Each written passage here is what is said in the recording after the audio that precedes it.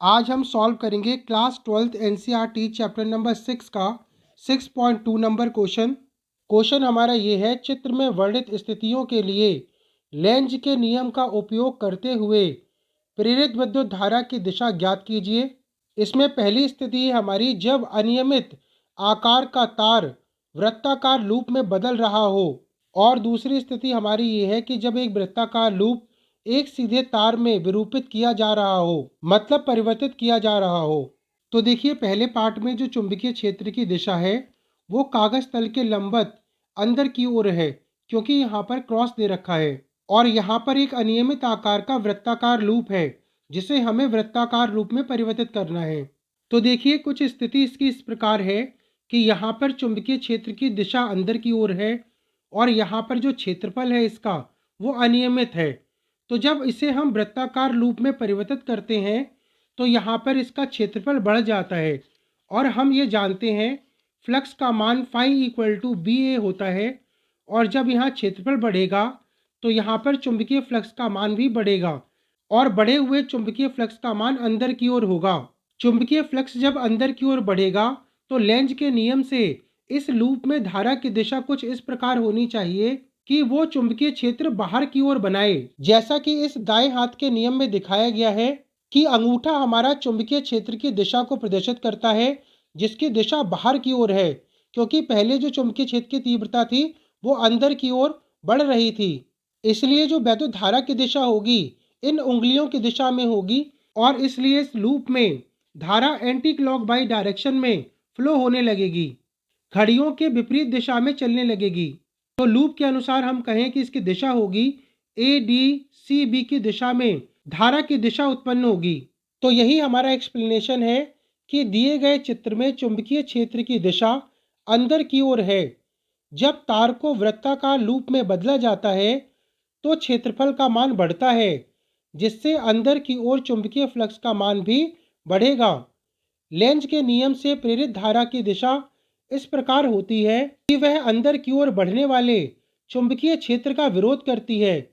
अतः दाएं हाथ के नियम से, ये जो दाएं हाथ का नियम है, इससे प्रेरित धारा तार में एंटी क्लॉकवाइज घड़ियों के चलने की विपरीत दिशा में ए डी सी बी में प्रवाहित होगी, जिससे बाहर की ओर चुंबकीय क्षेत्र उत्पन्न हो सके। तो हम कहेंगे कि यहाँ पर जो धारा की दिशा होगी वो एंटी क्लॉकवाइज डायरेक्शन में फ्लो होगी। यही इसका आंसर है। अब चलिए इसके नेक्स्ट पार्ट पे आते हैं, जिसमें हमको दे रखा है कि जब एक वृत्ताकार लूप को एक सीधे तार के रूप में मोड़ा जाता है तो यहाँ पर धारा की दिशा क्या होगी, ये आपसे पूछा है। तो देखिए, स्थिति कुछ इस प्रकार की है कि यहाँ पर जो चुंबकीय क्षेत्र है वो आपको दे रखा है डॉट में। इसका मतलब ये है कि जो चुंबकीय क्षेत्र की दिशा है वो कागज तल के लंबवत बाहर की ओर है।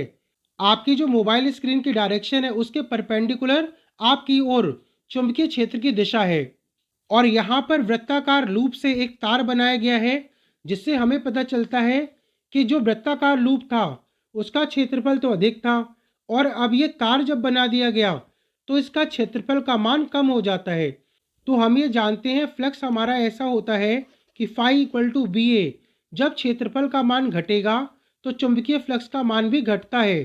तो यहाँ पे चुंबकीय फ्लक्स का मान इस तार के क्षेत्रफल में से कम मात्रा में बाहर की ओर, कागज तल के लंबवत बाहर की ओर कम मात्रा में प्रवाहित होगा।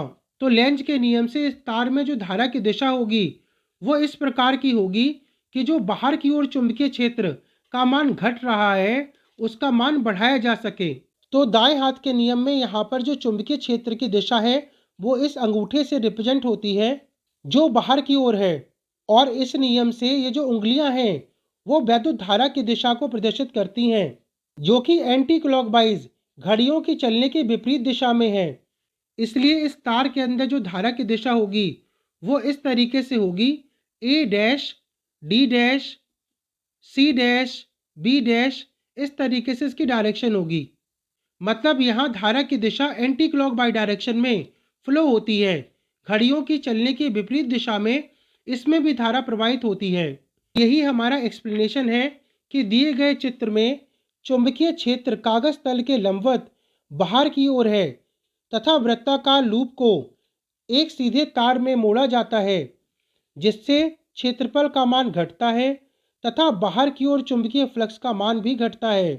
लेंज के नियम से धारा की दिशा एंटी क्लॉकवाइज घड़ियों के चलने की विपरीत दिशा में होगी, जिससे बाहर की ओर घटते चुंबकीय फ्लक्स को बढ़ाया जा सके। अतः A dash D dash C dash B dash इस ओर प्रेरित धारा की दिशा होगी।